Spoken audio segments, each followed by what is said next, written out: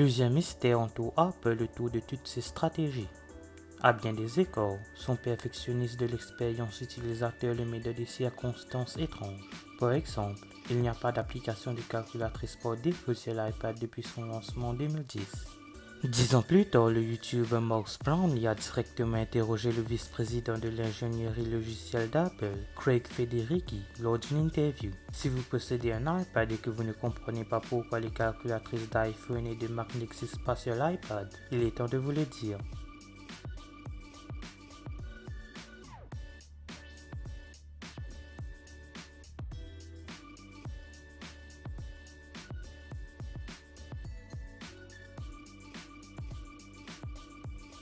Pour pouvoir utiliser la calculatrice, les utilisateurs doivent se rendre sur l'App Store pour télécharger des applications tierces. Cette opération n'est pas normale pour un outil que nous avons l'habitude de trouver par défaut dans toutes les marques de tablettes. L'explication d'Apple est la suivante. Depuis 2010 et les différentes versions de l'iPad, la conception de l'interface de la calculatrice de l'iPhone et du Mac n'a jamais pu offrir la même expérience sur une tablette.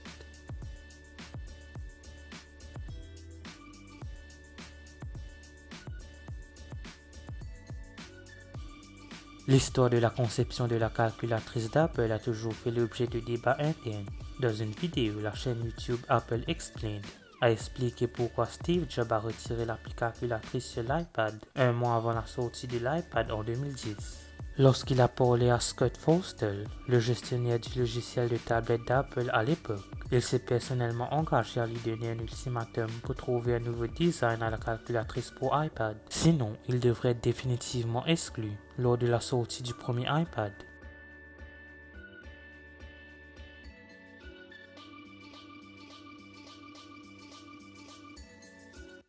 Il y a des choses que nous n'avons pas faites parce que nous voudrions faire quelque chose de vraiment génial. Et je pense qu'il est évidemment facile de créer une application de calculatrice. Mais en créant qui donne l'impression qu'il s'agit de la meilleure calculatrice pour iPad est plus compliqué, expliquait Craig Federighi à Mark Brownlee. Je pense que nous le ferons quand nous pourrons vraiment bien l'intégrer à l'iPad.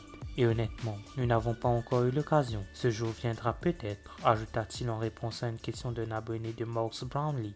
Merci d'avoir regardé cette vidéo, n'oubliez pas de la liker et de la partager, n'hésitez pas à vous abonner. N'oubliez pas d'aller liker ma page Facebook et de me suivre sur Twitter et Instagram, les liens seront en description.